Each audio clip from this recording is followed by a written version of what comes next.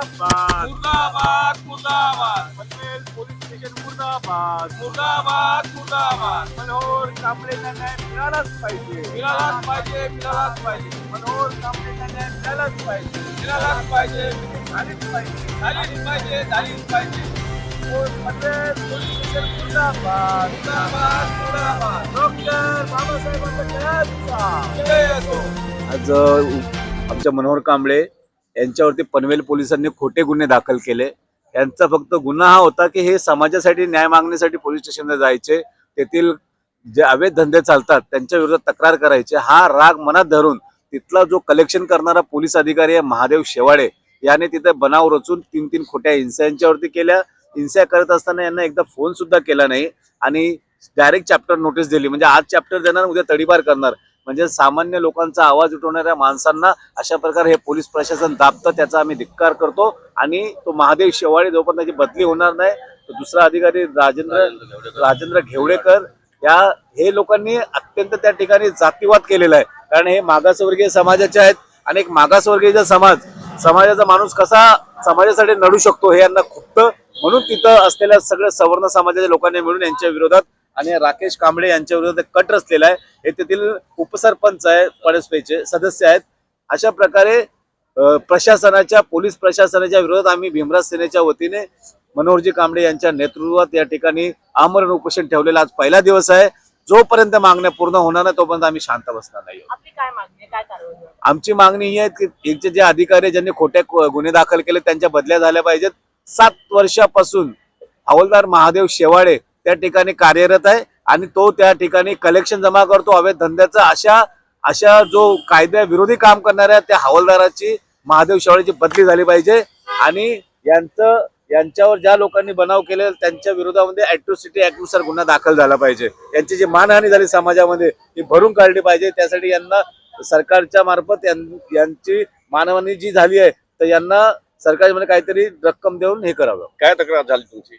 यांची तक्रार अशी झाली की यांनी एखाद्याला शिवीगाळ केली, कुणाला काय धमकी दिली. परंतु ज्या दिवशी शिवीगाळ केली त्या दिवशी हे दोघांचे एकसाथ कंप्लेंट होती. हे दुसरीकडे होते. आम्ही बोललो तुम्ही सीडीआर चेक करा, आमचा मोबाईल घ्या, मोबाईल चेक करा.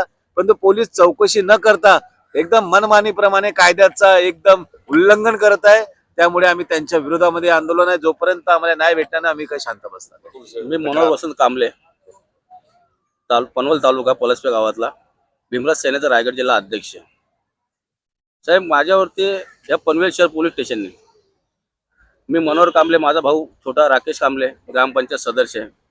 आम्ही दोघं समाजावरती अन्याय अत्याचार झाला तर पोलीस स्टेशनला जात असतोय.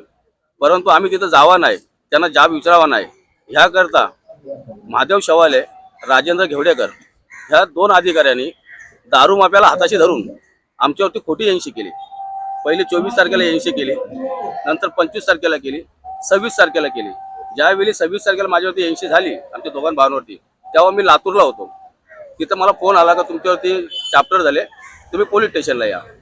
तर त्याचा जाब विचारण्यासाठी गेलो ते बोलतात ही खरी गोष्ट आहे, तर तुम्ही याला दम दिला तर बोलतो तुम्ही व्हिडिओ चेक करा, आमचा फोन चेक करा. हे काही न करता आमच्यावरती दोघांवरती चॅप्टर दिले आणि ती चॅप्टर आम्ही घेणार नाही.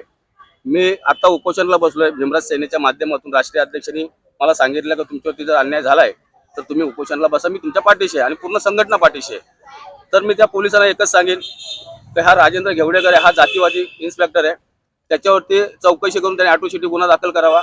या महादेव शेवाळेला रायगडच्या बाहेर हद्दपार करावा, जेणेकरून अजून हे बेकायदेशीर धंदे वाढणार नाही आणि गुंडागर्दी कमी होईल. जर मला 9 तारखेला DCP साहेबांनी बोलवले, तिथं मला जामीन द्यायचा आहे. मी DCP साहेबांकडे जाणार आहे 9 तारखेला. आम्ही दोघं भाऊ जाणार आहेत. न जामीन घेता मला आतमध्ये टाकला तर ह्याच्या पुढे माझं जेलमध्ये पण उपोषण चालू असणार आहे. किती दिवस हे आंदोलन तुमचे? जिथपर्यंत माझ्या ज्या मागण्या आहेत त्या मागण्या पूर्ण नाही होईल तिथपर्यंत हा आंदोलन उपोषण कायम राहील. माझा हा उपोषणच आहे साहेब. परंतु इथं आझाद मैदान पोलीस स्टेशनने सांगितलं की इथं तुम्हाला उपोषण करता येणार नाही, इथं फक्त आंदोलन चालतोय. परंतु त्यांच्यासाठी हा आंदोलन असेल, माझ्यासाठी हा उपोषण असेल. मी इथनं गेल्यानंतर महामानव डॉक्टर बाबासाहेब आंबेडकरांचा पुतळा आहे पनवेलला, तिथं स्वतः बसून उपोषण करणार आहे.